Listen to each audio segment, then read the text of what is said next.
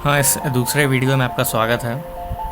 इस video series में मैं टेंसर्स के बारे में आपको सबको पढ़ाऊँगा और टेंसर्स को कैसे इस्तेमाल किया जाए, उसे कैसे लिखा जाए, उसके इंडाइसेस को कैसे मैनिपुलेट किया जाए वगैरह वगैरह, उनको फिज़िक्स के इक्वेशन में कैसे समझा जाए। टेंसर्स का एप्लीकेशन बहुत सारे सब्जेक्ट्स में है। जनरल रिलेटिविटी हो गया फॉर एग्ज़ाम्पल, डीप लर्निंग हो गया फॉर एग्ज़ाम्पल। डीप लर्निंग एक रिलेटेड है आर्टिफिशियल इंटेलिजेंस से। For example character recognition, image recognition, surveillance, इन सब चीज़ों के लिए कुल मिला के टेंसर्स का यूज़ बढ़ता जा रहा है सारे चीज़ों के लिए।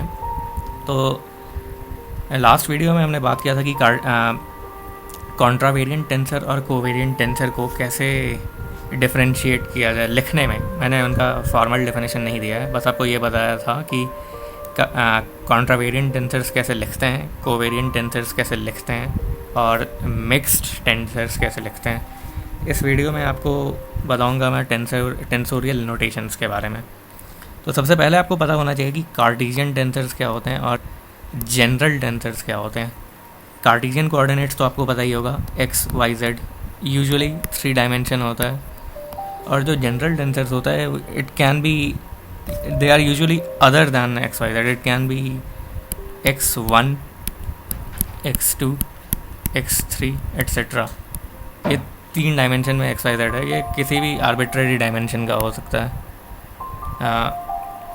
मैं रिपीट करूँगा, जो कार्टेशियन कोऑर्डिनेट है जनरली एक्स वाई जेड होता है और जनरल कोऑर्डिनेट्स होते हैं x1, x2, x3, x4 and so on.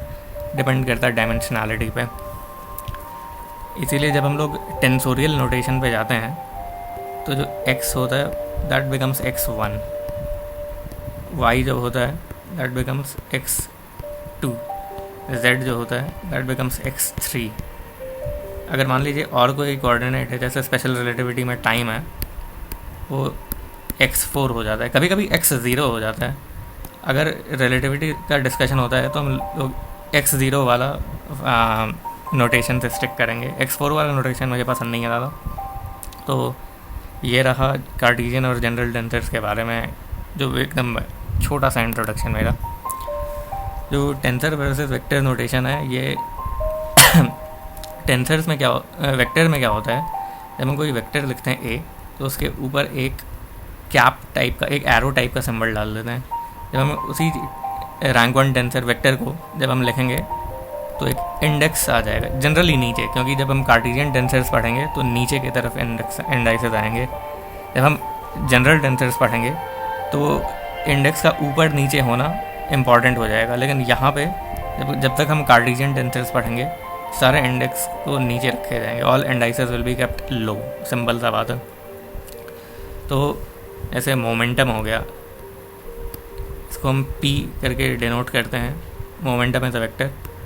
लेकिन इसका जो टेंसोरियल रिप्रेजेंटेशन है वो pi हो जाएगा।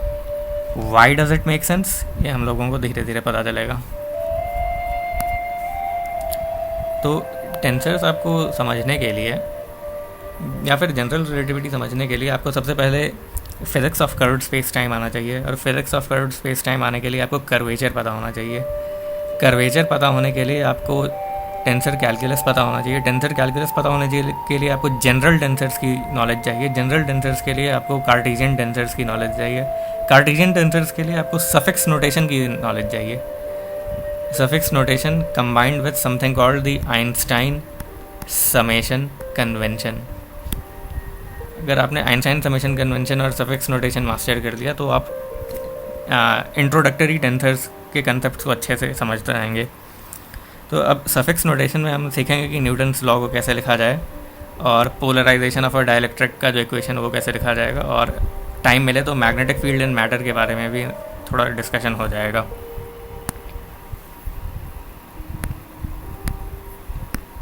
तो सबसे पहले न्यूटन्स लॉ जो है, हम सब जानते हैं न्यूटन्स लॉ जो है वो लिखा जाता है एफ के ऊपर एक एरो, क्योंकि ये एफ इज़ अ वेक्टर, मास जो इसके एक स्केलर है, इनटू एक्सेलरेशन भी एक वेक्टर है, उसके ऊपर एक एरो हो जाएगा। तो बेसिकली दिखने में एक इक्वेशन लग रहा है आपको, F equals M A, left side में एफ, राइट साइड में एम ए, लेकिन ये एक इक्वेशन है नहीं, ये 3 इक्वेशंस का पार्ट है। एफ जो है आप लिख सकते हैं इक्वल्स एफ एक्स आई कैप प्लस एफ वाई जे कैप प्लस एफ जेड के कैप। 3 इक्वेशंस का पार्ट इसलिए क्योंकि 3 डायमेंशंस होते हैं कार्टेशियन कोऑर्डिनेट्स में, इसीलिए जब हम लोग स्पेस टाइम पढ़ेंगे तो कोई भी इक्वेशन जो है वेक्टर इक्वेशन वो 4 इक्वेशंस में ब्रेक डाउन किया जा सकता है, क्योंकि स्पेशल रिलेटिविटी में we don't use Cartesian space, we use Minkowskian space which is 4 dimension, और rather Minkowskian space time which is 4 dimensional. तो उसी तरीके से मास इनटू एक्सेलरेशन जो है, क्योंकि मास एक स्केलर है तो इसको हम आराम से m into A x multiplied by I cap, उसी तरीके से m ए वाई जे कैप और m ए जेड के कैप। ये आपके इक्वेशन आ गए। एफ एक्स जो है वो किसके बराबर हो जाएगा, एम ए एक्स के बराबर हो जाएगा, ये पहला इक्वेशन आ जाएगा। दूसरा इक्वेशन होगा F Y is equal to M A Y, और तीसरा इक्वेशन हो जाएगा F Z equals M A Z. इसीलिए एफ इक्वल्स एम ए को हम एफ एक्स जो है बेसिकली हो जाता है आपका F1, क्योंकि x1 हो जाता है, एफ एक्स F1 हो जाता है, एफ वाई जो है वो आपका F2 हो जाता है, हम ऐसे ही लिखते हैं। उसी तरीके से एफ जेड जो है F3 हो जाता है। उसी तरीके से एम ए एक्स जो है वो MA1 हो जाएगा। ये जो x जो सबस्क्रिप्ट है उसको 1 से चेंज कर देंगे, y जो सबस्क्रिप्ट है उसे हम लोग 2 से चेंज करेंगे, z जो है उसको 3 से चेंज करेंगे। फॉर एग्जांपल MAZ जो है MA3 हो जाएगा। तो इसके बाद क्या होगा, हम इन सारे इक्वेशंस को रीराइट कर सकते हैं, और उसका री रिटन वर्जन भी मैं अभी लिख देता हूँ आपको। लेकिन ध्यान रहे कि अभी मैंने आपको कुछ भी फिज़िक्स अभी डिस्कशन नहीं किया, अभी मैं अब सिखा रहा हूँ कि कैसे लिखा जाए इन सब चीज़ों को, ताकि कोई एम्बिग्विटी हमें झेलना ना पड़े आगे के लिए। तो F इक्वल्स एम ए जो है, जिसको हम लोग वेक्टोरियल नोटेशन में ऐसे लिखते हैं F इक्वल्स एम ए, वो उसको टेंसोरियल नोटेशन में F I equals M A I, ये अपने में 3 इक्वेशंस को रिप्रेजेंट करता है।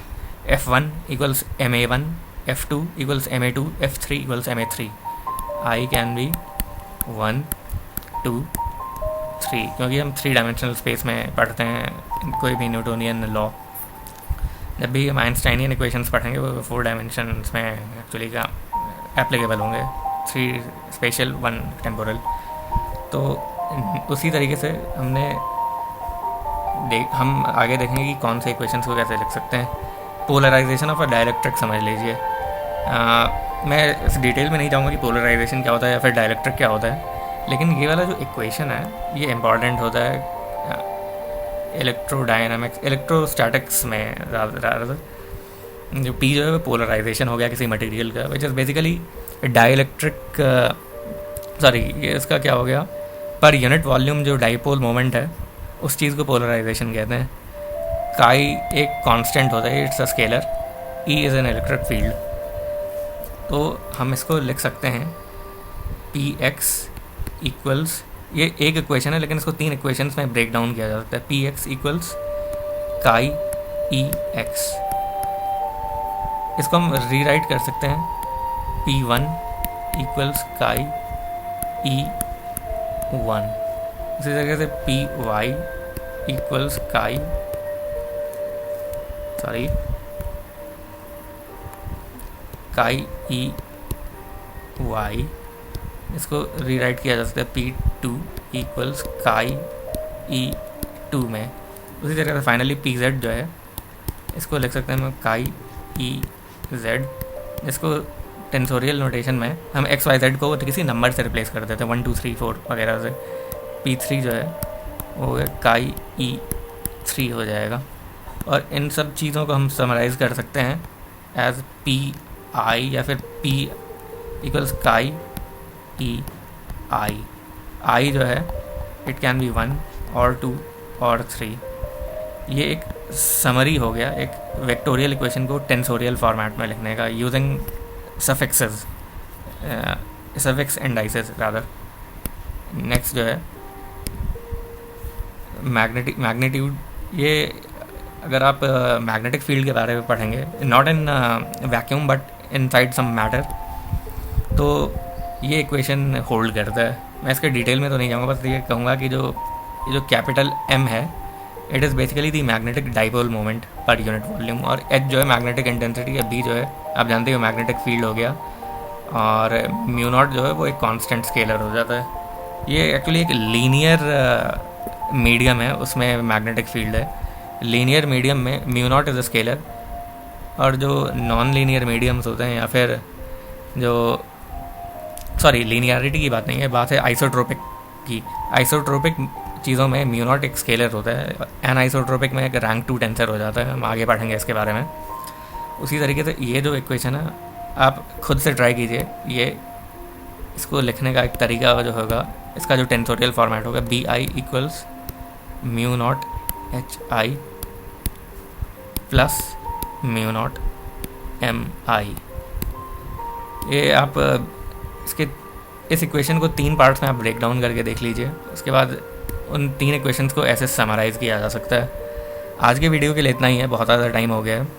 अगले वाले वीडियोस में हम लोग देखेंगे कि समेशन कन्वेंशंस को कैसे अप्लाई किया जाए, बड़े बड़े इक्वेशंस को छोटा लिखने में वो उसका इस्तेमाल होता है। चलिए, थैंक्स, आज के लिए इतना ही।